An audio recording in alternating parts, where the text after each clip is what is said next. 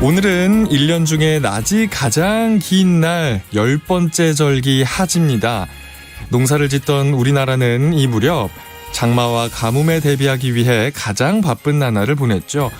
메밀 파종, 누에치기, 감자 수확, 보리 타작, 모내기까지 모두 이 시기에 이루어졌기 때문입니다. 이번 주 후반 본격적인 장마가 전국적으로 시작된다고 하는데요. 하지와 관련된 속담으로 하지가 지나면 구름만 지나도 비가 내린다 이런 얘기도 있죠. 또 하지에 비가 오면 풍년이 든다고도 믿어왔습니다. 오늘도 곳곳에 소나기 예보가 있습니다. 이거 풍년의 신호일까요? 얘기만 들어도 마음이 푸근해지는데요. 비 오는 하지, 올가을 풍년 기대하면서 낮이 가장 긴 오늘 조금 더 알차게 채워나가 보시면 좋겠습니다. 이 시기에 또 초보 농부들은 당황스러운 상황이 종종 발생한다고 하는데 잠시 후 텃밭 가이드 시간에 자세히 살펴보죠.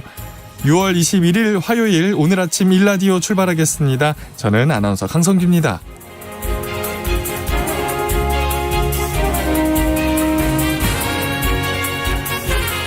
오늘 아침 일라디오 오늘도 생방송으로 함께하고 있습니다.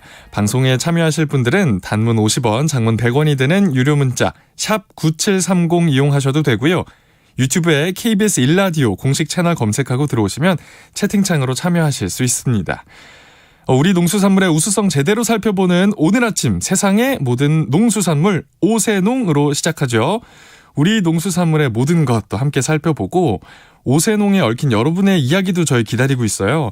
매주 토요일에 보내주신 분들 가운데 추첨해서 농촌진흥청에서 제공하는 웰빙 혼합 잡곡 세트, 모바일 커피 쿠폰 다양한 선물 드리도록 하겠습니다. 많이 참여해 주시고 우리 농수산물도 더 많이 애용해 주시기 바랍니다.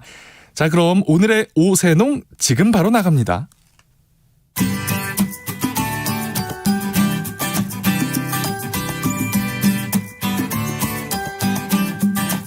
우리 땅, 우리 바다에서 자란 맛있고 건강한 우리 농수산물을 살펴보는 오늘 아침 세상의 모든 농수산물 오세농. 안녕하세요. 성우 한희정입니다. 오세농의 주인공인 앵두. 단오 즈음에 있기 때문에 단오 절기 음식으로도 많이 먹습니다. 앵두 화채, 앵두 수정과 같은 음료로도 즐기기도 했고요. 알이 작고 과육이 별로 없어서 앵두 편으로 만들어 먹기도 했죠. 과즙에 꿀이나 녹말을 넣고 조린 음식을 과편이라고 하는데 색이 아름다워 궁중잔치에 행사용 음식으로 사용하거나 후식으로 애용됐다고 하네요. 여름철 더위를 이기는 방법으로 시원한 음료나 화채를 즐기는데요. 특히 초여름에는 더위도 이기고 건강도 챙기는 앵두 화채가 대표적이었죠. 만드는 방법도 의외로 쉽습니다. 앵두를 꿀에 재워놓고 사용하면 좋은데요. 여기에 오미자 물을 섞어서 시원하게 화채를 만들면 더위도 갈증도 한 방에 날아가 버릴 것 같습니다. 앵두 같은 입술이 달린 예쁜 그대 얼굴이 내 두 눈을 집어 삼켜버리곤. 악동 뮤지션의 마이 달링에도 나오는 이 자그마한 과일은 역사서나 신문집에도 자주 등장합니다. 조선 성종 때 편찬한 신문선집 동문선에는 최치원이 앵두를 보내준 임금에게 올리는 감사의 글이 실려 있습니다.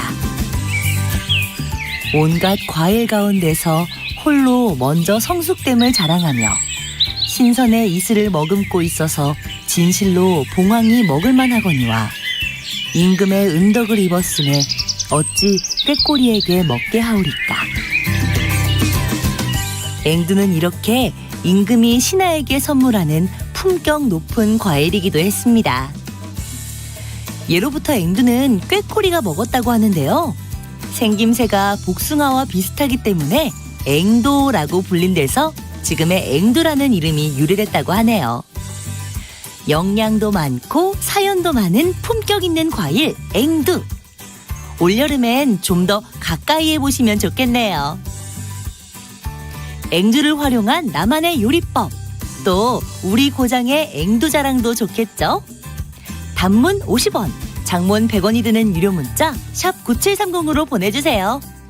재미있는 사연 보내주신 분들 중에 추첨을 통해 행운의 선물 드리겠습니다. 유익한 정보와 살아있는 이야기가 있습니다. KBS 오늘 아침 일라디오.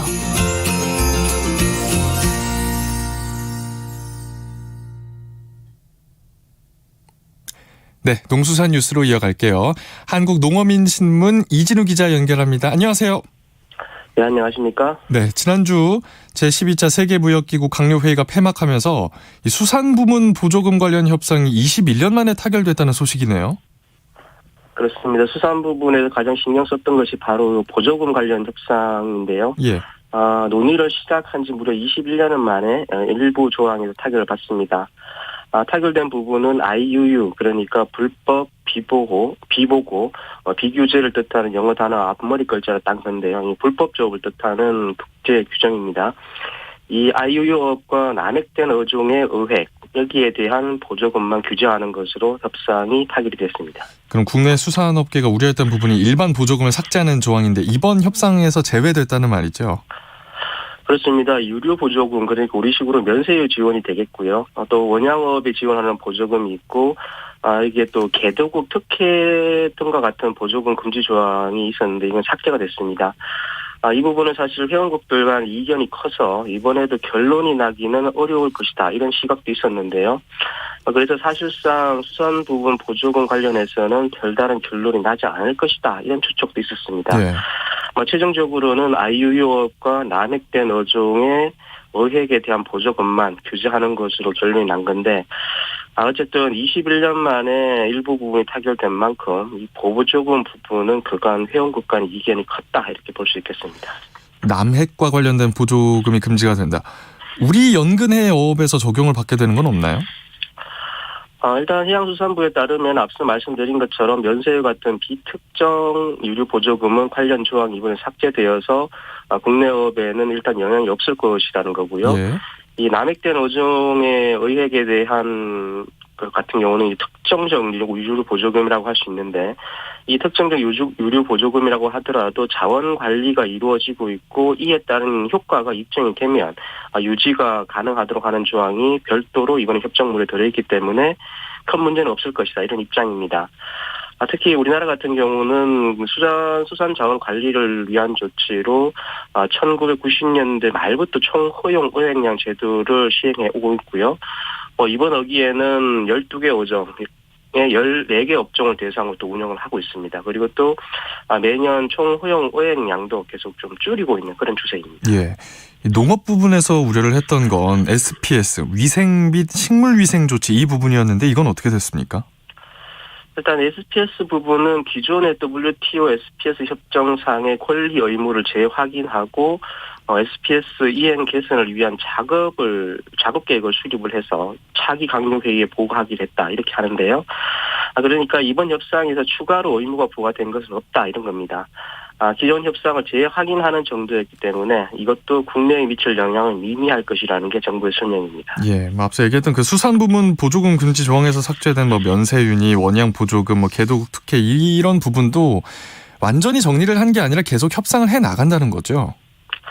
그렇습니다. 협정이 발효된 후에 4년 내에 삭제된 쟁점, 그러니까 말씀하신 면세유나 원양 보조금이나 그리고 개도국 특혜 부분에 대해서 합의를 계속 지속하자는 거고요. 근데 이제 만약 4년 내에 합의에 실패할 경우에는 WTO 수산보조금 협정 자체가 실효되는 것으로 이렇게 단서 조항을 이번에 달았습니다. 그러니까 4년 내에 면세유, 원양 보조금, 개도국 특혜 부분에 대한 합의가 이루어지지 않으면 수산보조금 관련 협정 자체가 실효된다. 좀 자세히 설명을 좀 해주시죠. 그렇습니다. 이 협정이 발효되는데도 이제 전체 164개 회원국 중에 3분의 2 이상의 비준이 필요하고요. 우리나라 같은 경우는 국회에서 이제 비준을 하게 되는데요. 이 비준을 통해서 실제 협정이 발효된 후에 4년간 더 협의를 한다는 건데, 앞서 말씀드린 것처럼 이 문제가 21년을 끌어올 정도로 워낙 이해 충돌이 많았다는 부분이라는 점, 그리고 또 이번 협상에서도 개도국과 선진국 사이에서는 가장 첨예하게 논란이 됐던 부분이라는 점을 감안을 하면요. 이게 초과 협의를 한다고 하더라도 결론에 도달하기는 쉽지 않을 것이다. 이런 관측이 있습니다. 그렇군요. 내일부터는 국산 밀 정부 수매가 시작됩니다.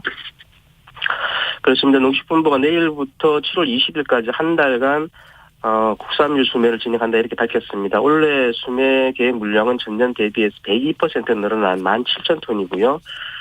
수매 품종은 금강, 세금강, 백강, 조경 등 4개 품종입니다. 수매 가격은 양호 등급을 기준으로 해서 40kg당 일반은 39,000원, 그리고 유기밀 같은 경우는 44,000원, 무농약 밀은 41,500원으로 정해졌고요. 그리고 또 농식품부는 이번에 전국 지역 농협과 생산 단지를 대상으로 산물 수매 참여 여부를 협의를 해서 최종 4개 농협과의 약정을 체결한 생산 단지 물량에 대해서는 산물 밀 형태로 수매를 추진하게 됐다 이렇게 밝히게 됐습니다. 예.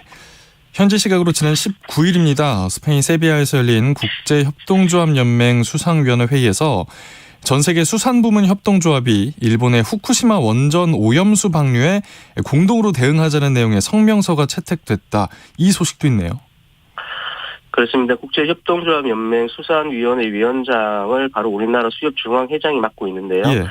이 수협중앙회에 따르면은 한국, 베트남, 인도네시아, 카메룬 등과 같은 각국 대표들이 이제 스페인 세비야에서 모여서 열린 이번 국제협동조합연맹 수산위원회 여기에서 이곳에 참석을 해서 해양 환경 보존과 어업인 생존권 보호를 위한 세계 수협인 성명서 이것을 채택했다고 합니다.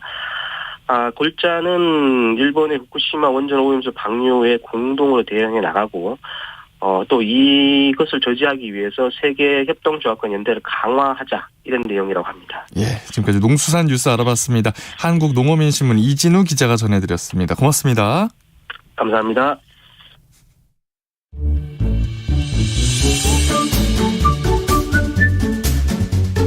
아침을 여는 기분 좋은 습관. KBS 오늘 아침 1라디오.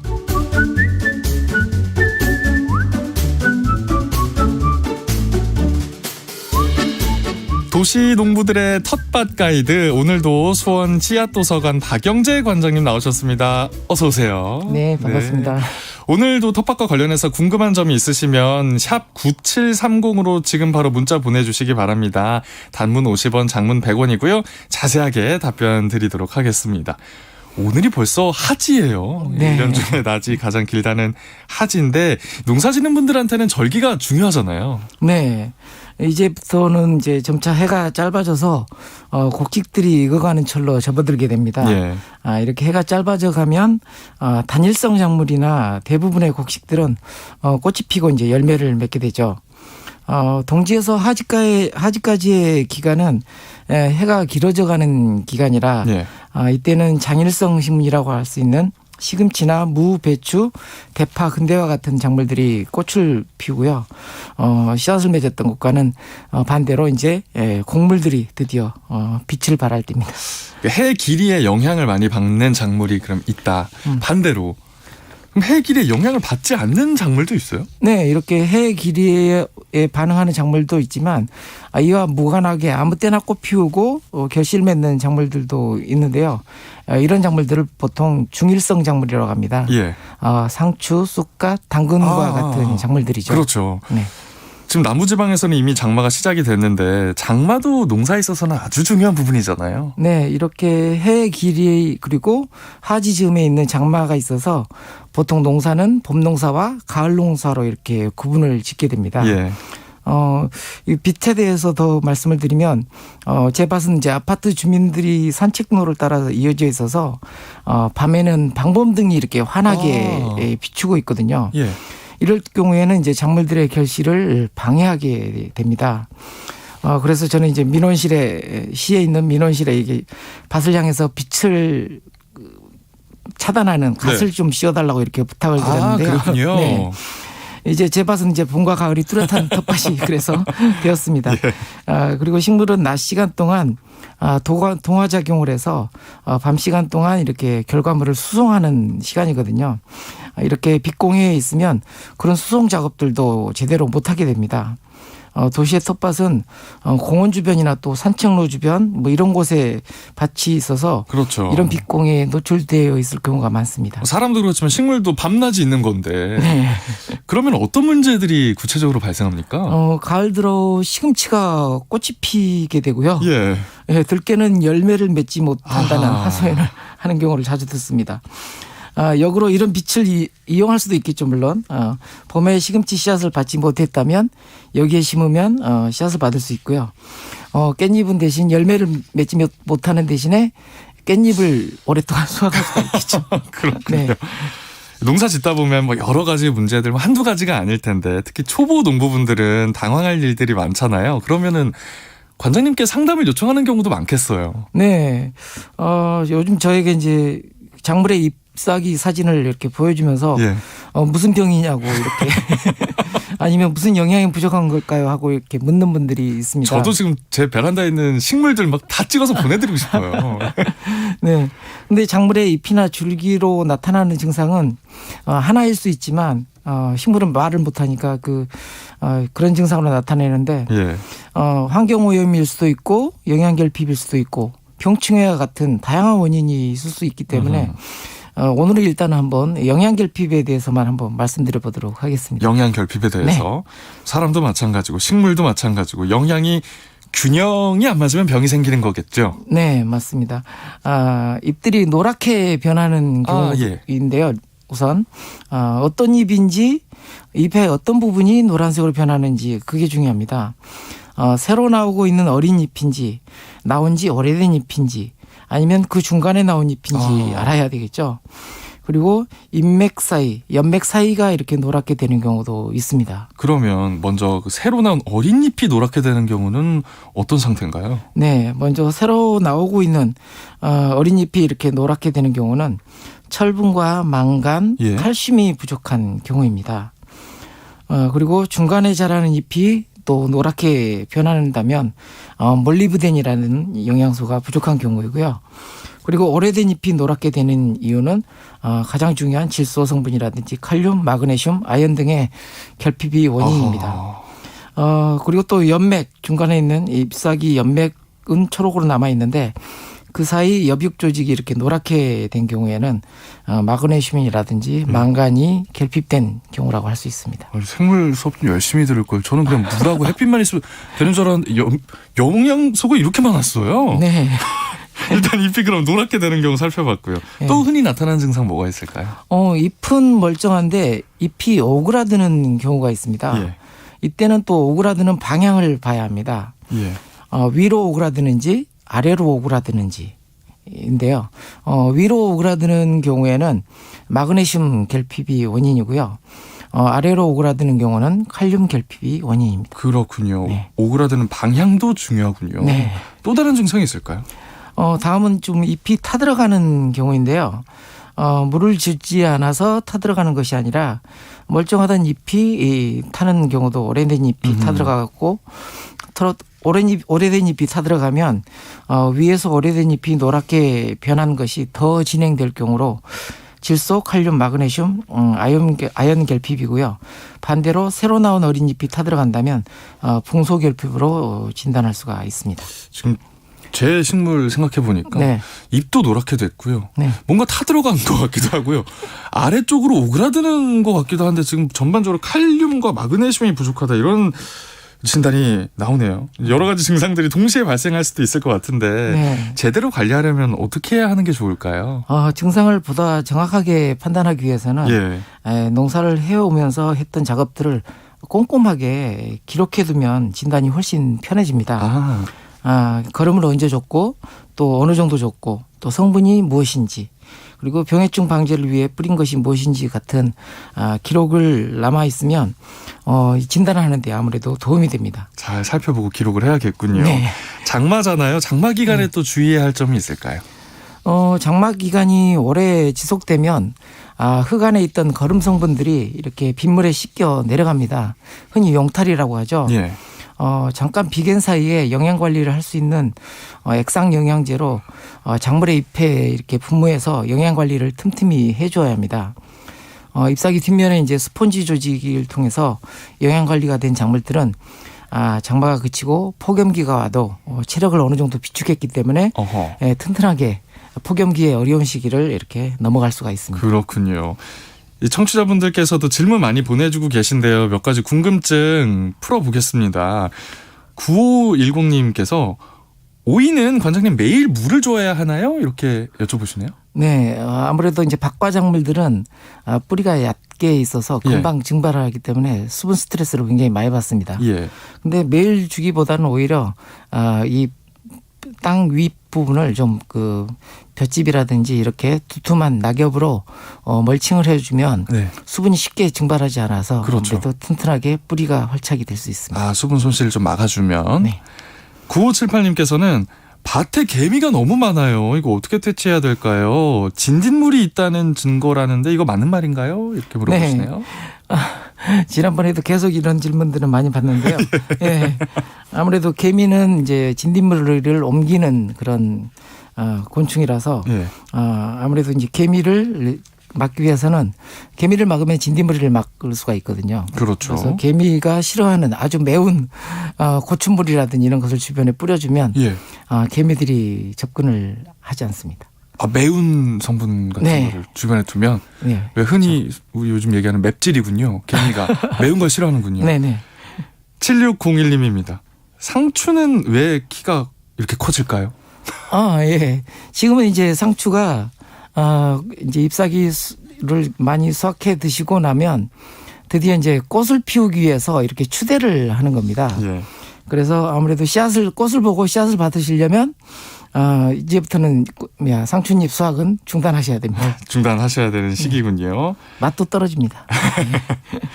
3224님께서 호박에 물을 줘도 시듭니다. 물 얼마나 줘야 하나요? 네, 아까 오이하고 같은 경우인데요. 네, 그렇겠네요. 네.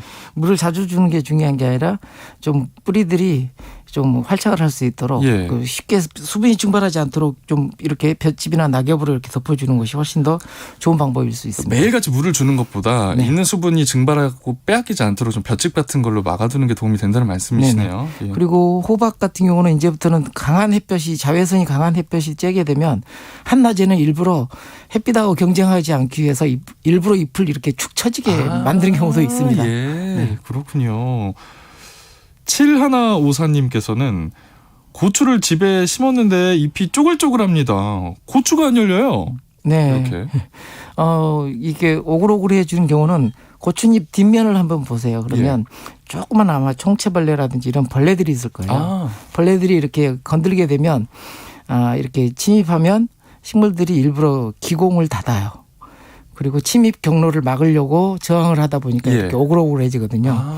그래서 병해충 방제 총체벌레 특히 진딧물이나 총체벌레 방제를 한번 해주시면 좋을 것 같습니다. 벌레가 있는지 한번 살펴봐야겠군요. 네.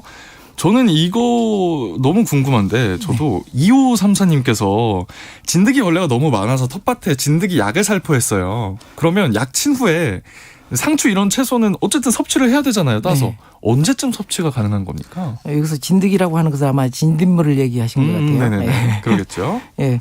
방제 후에 한 일주일 정도는 요즘 나오는 방제 약들은 되게 그 휘발성들이 많아요. 그래서 한 일주일 정도 후에 이렇게 잘 씻어서 드시면 상관없습니다. 일주일 정도. 네. 괜히 또 불안하니까 네. 언제 먹어야 하나 생각을 하게 되거든요. 그렇죠.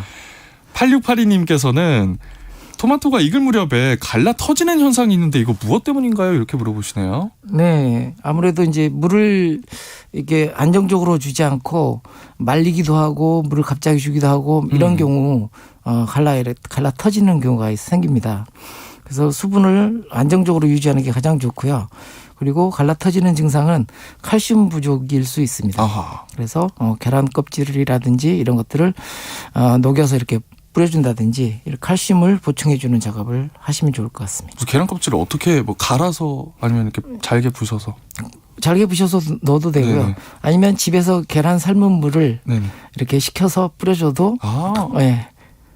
계란 삶은 물 삶은 물을 그냥 뿌려줘도 효과가 있는 거예요? 기포가 발생하잖아요. 예. 물에 물에 칼슘이 용해되는 경우거든요. 예. 그럼 칼슘 수용액입니다. 그게. 그래서 그렇군요. 뿌려주시면 칼슘 보급이 되겠죠. 233 하나님께서는 마지막으로 이제 오이와 고추를 심었는데 잎과 꽃잎을 다 갉아먹어요. 이거 어떻게 하면 좋을까요? 어떤 벌레가 그렇게 갉아먹을지 모르겠는데요. 그러니까 벌레 때문이겠죠. 네네. 근데 오이와 고추 잎과 꽃잎을 갉아먹는 것들은 되게 이제 송충이처럼 이렇게 쐐기벌레 종류일 것 같아요. 예. 네. 그런 벌레들을 좀 퇴치하는 방제를 해주셨으면 좋겠습니다. 예, 뭐 제 속까지 좀 시원해지는 그런 기분입니다. 지금까지 수원 씨앗도서관 박영재 관장과 함께했습니다. 고맙습니다, 관장님. 네, 감사합니다.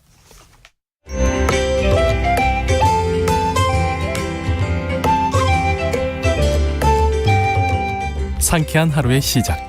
KBS 오늘 아침 1라디오.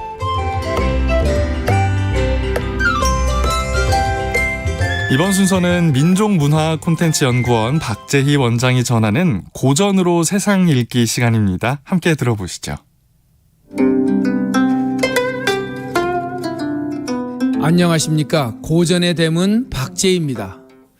세상에서 가장 힘든 일은 꾸준히 하는 것입니다. 운동도 꾸준히 하기가 힘들고 공부도 꾸준히 하기가 어렵습니다. 사랑도 꾸준히 해야 진짜 참사랑으로 남고 우정도 꾸준히 유지해야 인생의 멋진 동반자가 될 수 있습니다. 나눔도 봉사도 모든 일이 꾸준히 하기가 어려운 법입니다. 이렇게 꾸준히 하는 것을 중용이라는 책에서는 능구라고 정의합니다. 능구, 여기서 능은 할 수 있다는 가능의 뜻이고 구는 오래를 꾸자 오랫동안 유지한다는 뜻이죠. 그러니까 능구는 오랫동안 지속하고 유지할 수 있다라는 뜻입니다. 공자는 중용을 실천하며 사는 일이 힘든 일이라고 합니다. 그 이유는 지속적인 실천, 능구 때문이라는 것이죠. 잠깐 하기는 쉬워도 오랫동안 유지하는 것이 정말 어렵다는 것입니다. 원문을 보겠습니다. 자왈, 중용은 기지의호인저 민선 능구의니라. 공자가 말하였다. 중용을 실천하며 사는 인생은 정말로 어려운 일이다. 요즘 사람 중에서 꾸준히 실천하며 사는 사람, 능구하는 사람이 드물구나. 인생을 살아가면서 중용을 실천하는 일이 어려운 이유는 잠깐 하긴 쉬워도 지속하기가 어렵기 때문이라는 것입니다. 초심을 잃지 않고 처음처럼 꾸준히 유지하는 것, 능구의 힘을 중용에서는 성실할 성자, 성이라고 합니다. 성실은 꾸준히 유지하는 능구의 원천입니다. 인간이 산소를 호흡하고 물을 마시고 음식을 먹는 일은 성실한 일이죠. 인간이 존재하기 위해 선천적으로 태어날 때부터 설계되어 나온 성실입니다. 이렇게 설계된 성실은 노력하지 않아도 누구나 잘합니다. 문제는 후천적인 성실입니다. 변함없이 성실하게 최선을 다하는 일은 노력해야 합니다. 처음에는 열정을 가지고 잘하다가 시간이 지나면 초심을 잃고 느슨해지는 것이 보통 사람이기 때문이죠.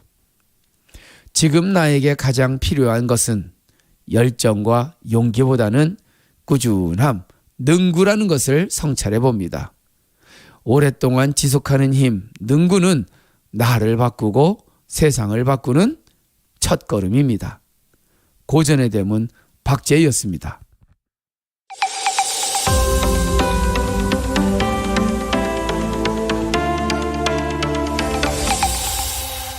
KBS 오늘 아침 1라디오. 날씨 알아볼게요. 하지인 오늘 어제보다 더 덥겠습니다. 아침 최저기온은 서울 22도, 강릉 24도, 광주 22도, 부산 22도로 출발하겠는데요. 한낮 기온은 서울 33도로 올해 들어 가장 덥겠고요. 대전, 대구 35도, 광주 34도까지 오르면서 폭염특보도 강화되고 있습니다. 온열 질환에 걸리지 않도록 건강관리 잘 해주셔야겠습니다. 곳에 따라 장맛비와 소나기 소식도 있습니다. 정체전선에서 발달한 저기압이 동쪽으로 이동하면서 장맛비는 오전까지 산발적으로 이어지겠고요. 오후에는 호남 동부와 강원 중남부 내륙에 5에서 40mm가량의 소나기가 지나가겠습니다. 당분간 무더위 계속된다고 합니다. 목요일부터 금요일 사이에는 전국에 장맛비가 내릴 전망입니다.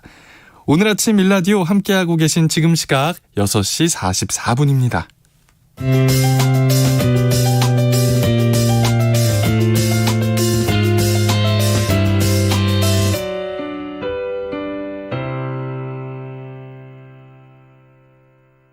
KBS 오늘 아침 일라디오.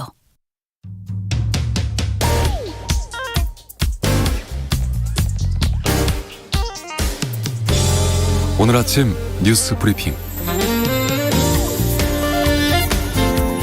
뉴스 브리핑 정상근 기자 연결합니다. 안녕하세요.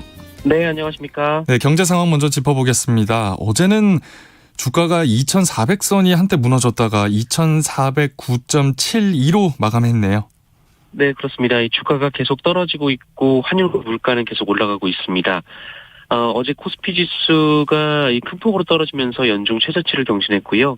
이 코스닥 지수 역시 769.92선까지 밀리며 큰 폭으로 떨어졌습니다. 미국이 물가를 잡기 위해서 0.75%포인트의 금리 상승을 했음에도 불구하고 더더욱 돈줄을 조일 것이다라는 우려가 나오면서 이 신흥국에 대한 투자 심리가 위축이 됐습니다. 특히 외국인 투자자들은 유가증권 시장과 코스닥 시장에서 8천억 원 넘게 순매도를 했고요. 삼성전자의 경우 외국인이 2,600억 원어치를 순매도하면서 1년 7개월 만에 최저치로 떨어졌습니다. 반면 서울 외환시장에서 달러화 대비 원화 가격은 전 거래일보다 1달러에 5원 10전 오른 채 거래를 마쳤는데요. 역시 연중 최고치를 기록했습니다. 예, 다급한 정부 한전의 전기 인상을 제지했네요. 네, 전기요금 인상 여부가 원래는 어제 결정될 예정이었는데요. 갑자기 미뤄졌습니다. 한전은 유가 상승에도 전기요금 인상이 막혀갔다며 올 1분기에만 7조 8천억 원의 손실이 예상된다라고 밝히고 있고 또 연간 적자가 30조 원에 이를 것이다. 이런 전망도 나오고 있습니다. 이런 상황에서 한전은 킬로와트 시당 최대 요금 인상 폭인 3원 인상을 정부에 요청했는데요. 정부가 여기에 제동을 걸고 나선 겁니다. 한전의 전기요금 인상 요구가 타당한지 더 따져보겠다라는 건데요. 이어지는 물가 상승에 전기요금 인상에 대한 여론이 나빠지자 인상 결정을 미룬 것으로 보입니다. 다만 정부는 이번 주 안에는 결정을 내리겠다라고 밝혔습니다. 그리고 정부는 재무 상황 악화에 책임이 있는 기관장과 감사 등의 성과금을 자율 반납하라라고 권고했는데요. 한전은 이미 지난해 임원진의 성과금을 모두 반납했다라고 밝혔습니다. 예, 악화되는 경제 상황에 대한 윤석열 대통령의 발언도 있었다고요. 네, 어제 출근길에 대통령에게 기자들이 현 경제 상황에 대해 질문을 던졌는데요. 윤석열 대통령은 통화량이 많이 풀린 데다가 고물가를 잡기 위해 전 세계적으로 고금리 정책을 쓰고 있는 마당에 생긴 문제다라면서 때문에 근본적으로 대처할 방도는 없다라고 말했습니다. 다만 중상층과 서민들의 민생 물가를 어떻게든 잡기 위해 노력하고 있다라고 말했는데요. 그러면서 윤석열 대통령은 국회에 지금 국민들이 숨 넘어가는 상황이라면서 법 개정이 필요한 정책에 대해서는 초당적으로 대응해 줄 것을 강조했습니다. 이에 민주당은 위기 상황에 대한 정부 여당의 구체적인 대책이 잘 안 보인다라면서 이 말만 경제 비상체제로 전환을 했다고 했을 뿐 이 대통령과 총리가 직접 챙기는 모습이 부족하다라고 주장하게 됐습니다. 예, 반면에 정치권에서는 이 서해 공무원 피격 사건 논쟁이 계속 이어지고 있네요. 네, 이 사건을 월북 공작으로 규정한 국민의힘은 하태경 의원을 단장으로 하는 서해 공무원 피격 사건 진상조사티에 불을 끓였습니다. 이 문재인 정부가 희생자를 근거 없이 월북으로 몰았다며 이 관련 기록들을 다시 조사해서 진상을 규명하겠다라고 말했고요. 윤석열 대통령도 법과 원칙에 따라 공정하게 처리하겠다며 여당을 거들었습니다. 그러자 민주당은 어제 그렇다면 피격 사건 당시 군과 정부 당국의 정보를 공개하자라고 역제안했습니다. 이 피격 공무원의 월북 정황이 보고된 2020년 9월 국회 국방위 회의록을 공개하자라는 건데요. 나아가 미군이 관련된 SI, 그러니까 특별 취급 정보도 공개하자라고 말했습니다. 다만 이로 인해 발생하는 정보자산 노출 같은 안보 문제는 국민의힘이 책임지라라고 주장했습니다. 예, 어제 국민의힘 회의장 내에서는 내부 갈등이 터졌어요. 네, 국민의힘 이준석 대표와 배현진 최고위원이 어제도 부딪혔습니다. 이번에는 비공개 최고위원회 회의 진행 여부가 문제가 됐는데요. 예. 이준석 대표가 모두 발언 석상에서 이 누군가 비공개 회의 내용을 공개한다며 앞으로 비공개 회의에서는 현안을 다루지 않고 안건만 처리하겠다라고 말했습니다. 그러자 배현진 최고위원이 비공개 회의를 일방적으로 없애면 어쩌냐라면서 이 비공개 회의 유출은 대표가 제일 많이 하고 있다라고 맞받았는데요. 이 분위기가 험악해지자 권성동 원내대표가 바로 옆에 있는 이준석 대표의 마이크를 껐고 이에 이준석 대표가 나가자 권성동 원내대표가 그렇게 나가면 안 되지라고 강하게 말을 했습니다. 하지만 이준석 대표와 배현진 최고위원의 갈등은 한동안 더 이어졌고 이 회의 후에도 이준석 대표에 대한 비판이 최고위원들 사이에서 쏟아졌습니다. 한편 국민의힘 중앙윤리위원회는 내일 오후 7시쯤 회의를 열어서 이준석 대표의 성상납 의혹 관련 사건을 심의할 예정이다라고 밝혔습니다. 민주당은 최강욱 의원에 대해서 당원 자격정지 6개월의 징계를 내렸다고요. 네, 민주당 윤리심판원은 어제 이 성희롱 발언 의혹을 받은 최강욱 의원에 대해 6개월 당원 자격정지 처분을 내렸습니다. 윤리심판원 측은 이 최강욱 의원이 법사위 회의 중 온라인 회의에서 여성 보좌진 등이 참석한 가운데 부적절한 발언을 한 점을 고려했다라면서 이 최강욱 의원은 해명하는 과정에서 이를 부인했으며 계속해서 피해자들에게 심적 고통을 준 점도 있다라고 밝혔습니다. 네, 이어서 많은 분들이 기다리고 있는 소식 살펴보죠. 누리호 발사대에 다시 우뚝 섰습니다. 네, 발사 전 이상이 발견돼서 이 재정비를 마친 누리호가 다시 모습을 드러냈습니다. 어제 오전 7시 20분부터 이 특수 차량에 실려서 사람이 걷는 것보다 느린 시속 1.5km의 속도로 1.8km 거리를 1시간 20분 만에 갔는데요. 이후 누리호를 우뚝 세우는 작업을 거쳐 어제 오전 11시 10분 이 누리호의 발사대 고정 작업이 완료가 됐습니다. 또한 지난주 문제가 됐던 산화제와 연료를 공급하는 엄빌리컬 타워와도 결합을 마쳤습니다.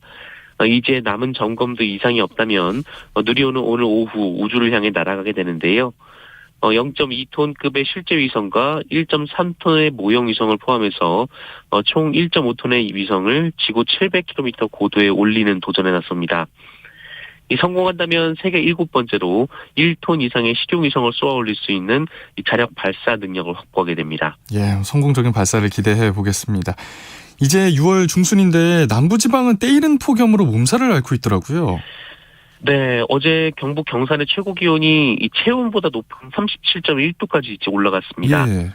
이 대구도 올 들어 가장 높았던 35.6도, 이 광주는 33.6도까지 올라가서 올 들어 최고 기온을 기록했었습니다.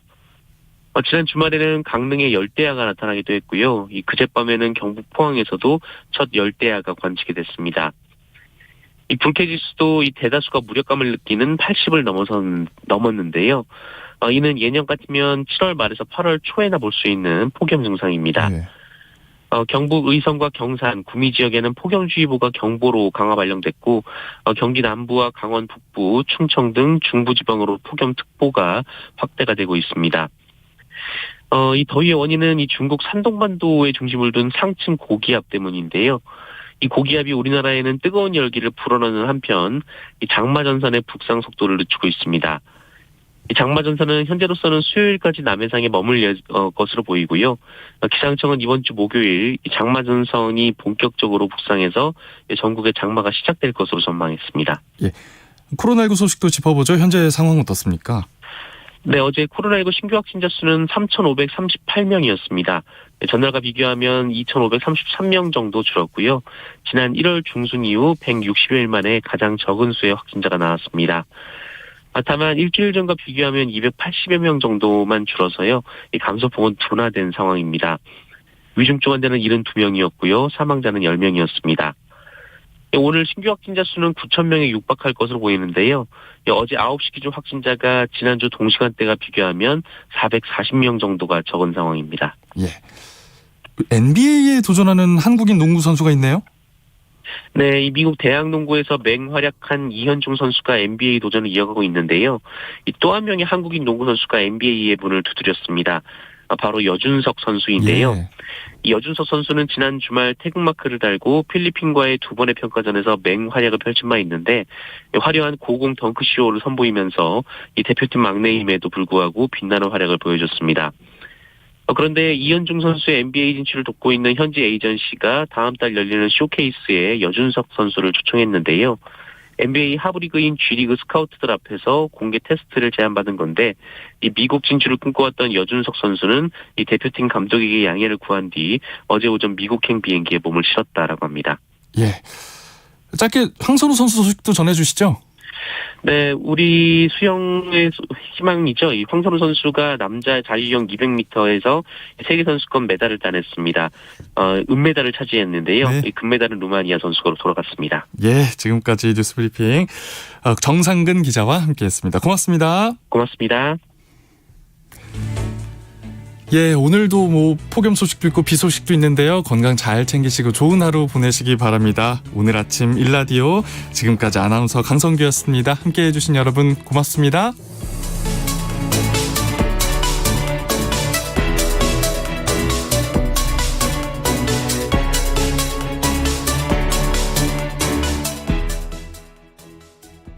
여보, 농업 공익직불금 이행점검이 7월 1일부터 9월 30일까지 진행된대요. 걱정 마. 준비 다 했어요. 농지 영상이 유지되지 않은 폐경, 농막, 포장 농도와 같이 농작물을 경작할 수 없는 면적을 포함해서 신청했는지, 경운 작업, 경계 설치, 용비수로 정비 등 농지 기능 유지 여부도 확인을 다 했어요. 폐농약병과 같은 영농 폐기물 방치, 마을 공동체 활동 참여, 영농 기록 작성 여부도